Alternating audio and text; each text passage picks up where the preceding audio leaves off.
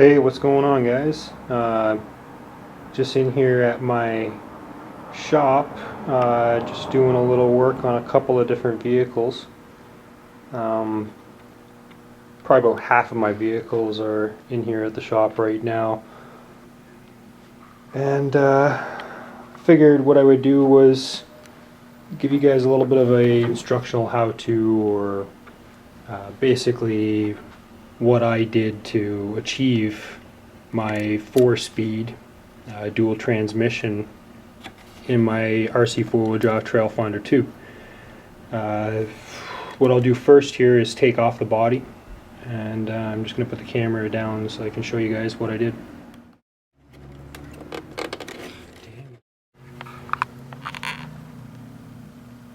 Okay, so I figure probably the easiest way to actually show you guys is by me holding the camera here. As of right now, I just have a cheap 55 turn and then a cheap 3-cell, but I got a RS in here, and I'm using an aircraft receiver and a DX6i controller, so that I can use all the different channels, because right now I'm using all 4, and I plan on probably trying to use 2 more. Maybe putting rear steer in, since I have the front axle out of the pre-runner. Like I said before, this is just a quick mock-up. I wasn't sure exactly if this was going to work or not, so I didn't want to go into a complete fabbing up of brackets and trying to measure everything out. More or less just hand drilled, hand cut everything,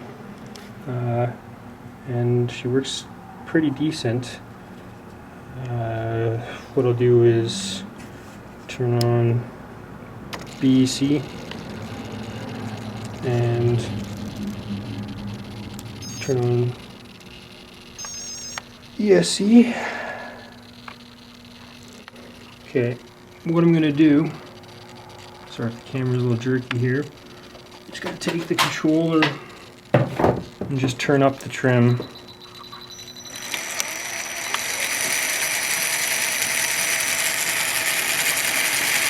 So right now, I think it's in low.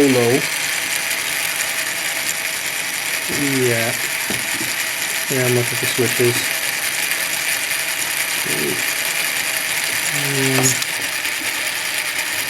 So that would be low-high.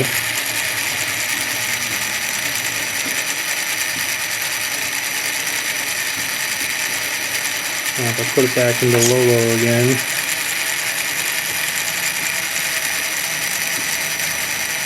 and then high-low,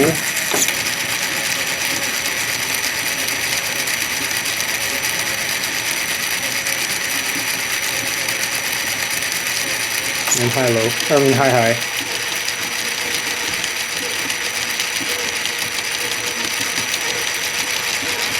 That's just showing you guys how it works.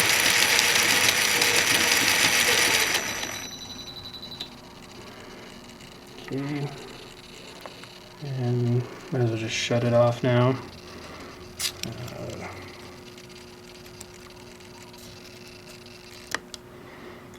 Okay, what I had to do was lift up the motor and transmit. Well, sorry, I had to actually lift up the transmission and lower the motor. So it's actually kind of neat. The motor's really down low, so it's good for weight, but it's kind of difficult to match up everything and line it all up.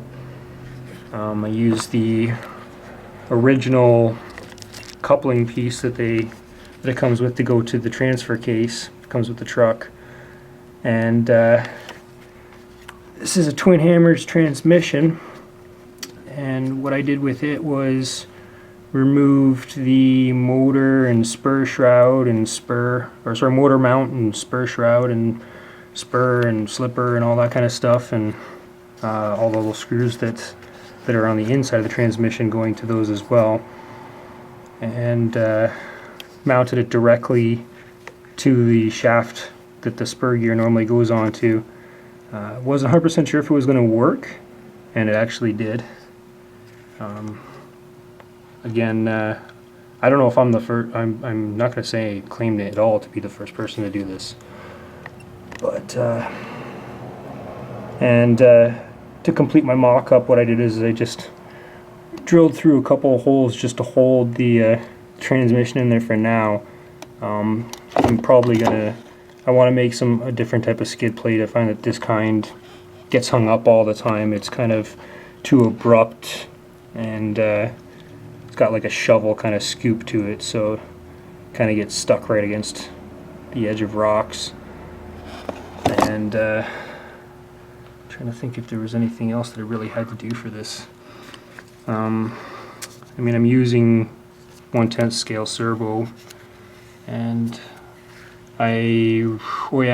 originally the original transmission's servo was originally over here, had moved over here, works out, and this is just some ghetto cheap waterproofing for all my different things. Well, sorry, water resistance. I don't really care too much about dunking it. I'm not going to dunk it anyways for now. I don't know if you can see, it has a different view, different perspective. I'll pick it up and give you one more.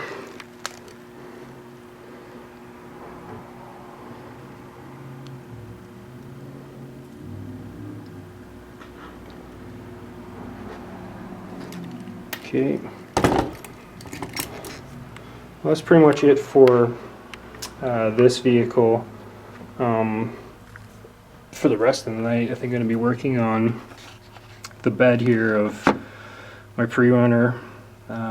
These are all the little dimples and imperfections that the original what do you want to call it, putty did or created. Still debating on what I want to do with the rest of the body. If I want to keep this color, or if I want to strip everything down and go with a completely new theme. If you want, you guys can give me some suggestions on that. A couple other ideas I have is potentially just painting the inside of the bed the gray, and then painting the fenders white so that it looks like the like they're fiberglass panels. Yeah, either that, or I don't know if I want to do a full sponsored look. I could do maybe a poor man sponsorship, kind of like a small town sponsorship truck where it's got a whole bunch of funny looking logos on it. And oh yeah, after some bashing, the glue came loose on, or came undone on that, so I gotta solve that, fix that. But yeah, I'm gonna take some 800 and 600 and whatever grit that I have, and hey, that's hilarious. The camera thinks that the electrical outlet on the wall is a face. It's trying to pull it up as a facial thing, whatever. It's funny. Okay, thanks for watching, guys, and I plan on trying to give you guys a couple more videos here in the shop in the future, because I got quite a few different things that I'm working on here, including MIP Truggy, and obviously the brushless conversion, a couple other things going on. Alright, thanks for watching. Talk to you guys later.